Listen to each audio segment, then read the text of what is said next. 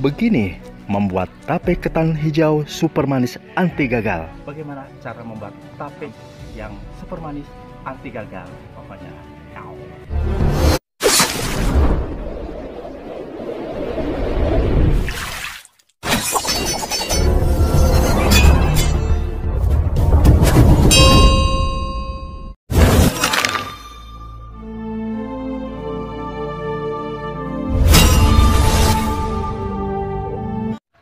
Di sini Proemen akan membuat tape ketan hijau super manis anti gagal dengan menggunakan 1 liter beras ketan.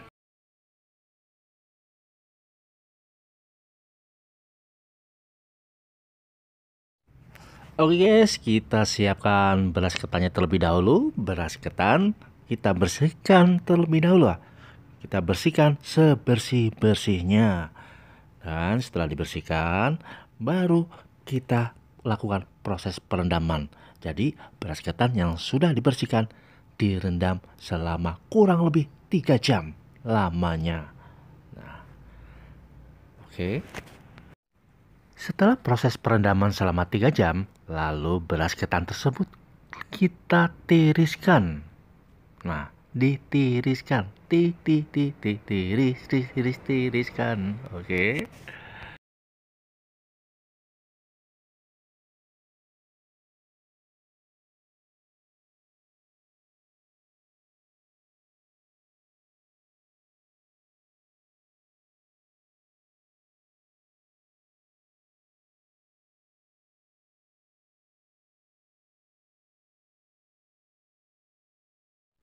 Setelah ditiriskan, kita siapkan peralatan kompornya. Kita siapkan kompornya dan alat untuk mengukus. Jadi beras ketannya ini nanti mau dikukus. Oke, siapkan kompornya. Kompornya kalau yang lagi dipakai kita suruh berhenti dulu. Ini penting. Mau dipakai buat bikin ketan hitam. Oke, siapkan kompornya. Lalu kita kukus ketannya sampai setengah matang aja guys. Ketannya kita kukus sampai setengah matang. Setengah matang saja. Lah, kok tadi aku bilang ketan hitam ya? Padahal kan mau bikin tape ketan hijau kan ya? Maafin ya, salah ngomong. Oke, selama proses pengukusan kita siapkan bahan untuk perendaman ketan, yaitu bahan pasta warna hijau. Jadi air hijau pasta ini kita nggak pakai tambahan bumbu lainnya seperti gula atau apa aja atau apapun. Jadi cukup dengan air dan pasta. Airnya setengah liter, pastanya 2 tetes saja. Oke. Penting banget nih guys, jangan sampai kelewatan ya. Terlewatkan, jangan sampai terlewatkan. Jadi beras ketan yang dikukus setengah matang, itu kita angkat, lalu kita biarkan sampai benar-benar dingin terlebih dahulu. Jadi deal ya, harus dingin, tidak ada uap panas ataupun hangat apapun yang tersisa dalam beras ketan yang telah dikukus. Jadi hasil beras ketannya dikukus harus benar-benar dingin. Oke, setelah beras ketannya dingin, baru kita masukkan ke dalam air rendaman pasta hijau selama kurang lebih cukup 1 menit saja, jangan lama-lama. Oke, kita lanjutkan, siapkan untuk bahan raginya ya, untuk bahan taburan raginya. Oke, di sini menggunakan 1 butir ragi bulat. Oke, seperti yang nampak pada video ini, 1 butir ragi dan 2 gula pasir, 2 sendok makan gula pasir. Ragi dan gula pasir kita ulek, kita tumbuk halus sampai halus. Oke.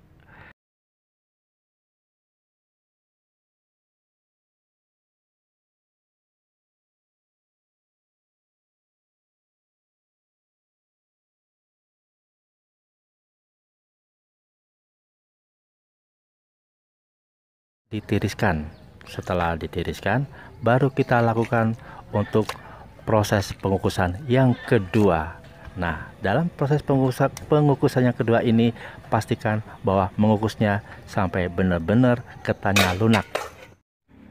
Nah, apabila ketannya sudah lunak atau sudah matang guys, diangkat lalu dijembreng. You know jembreng? Jembreng itu diratakan ya.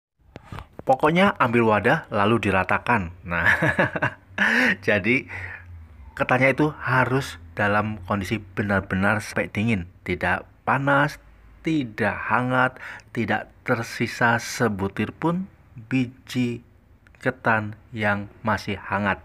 Oke, ingat ya, ketan harus benar-benar dingin. Nah, setelah dingin baru kita taburkan dengan bubuk ragi yang telah kita siapkan. Nah, di saat seperti ini, bahan tapenya ini sangat sensi guys, sangat sensitif. Nggak boleh dicolak-colek, nggak boleh disentuh, nggak boleh ngerasani, nggak boleh berpikiran yang enggak. Jadi fokus tape ini, fokus dalam proses pembuatan tape ini.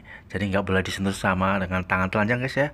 Jadi kalau mau megang itu harus menggunakan sarung tangan atau pelapis tangan pokoknya. Nggak boleh kena sentuhan langsung, baik raginya ataupun tapenya ataupun ketannya maksudnya. Oke, pokoknya ini saat yang paling sensitif bagi si calon tapenya ini. Jangan disentuh-sentuh, jangan dirasani, jangan didumai. Oke guys, lanjutan aja guys.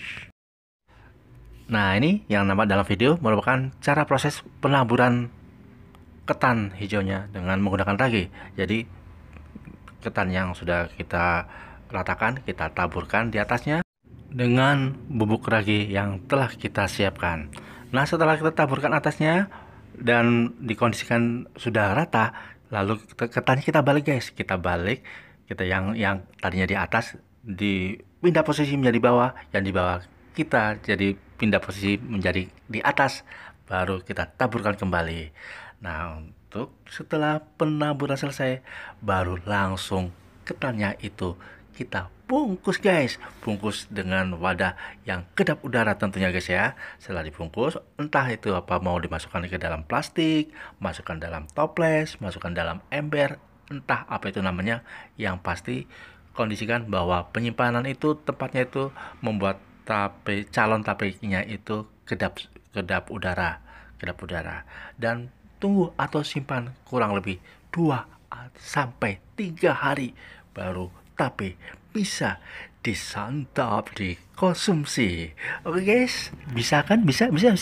Gampang kan? Gampang banget. Mudah kan? Mudah banget. Bisa kan? Bisa banget.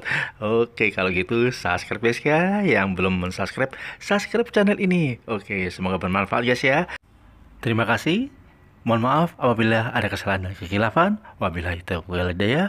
Wassalamualaikum warahmatullahi wabarakatuh.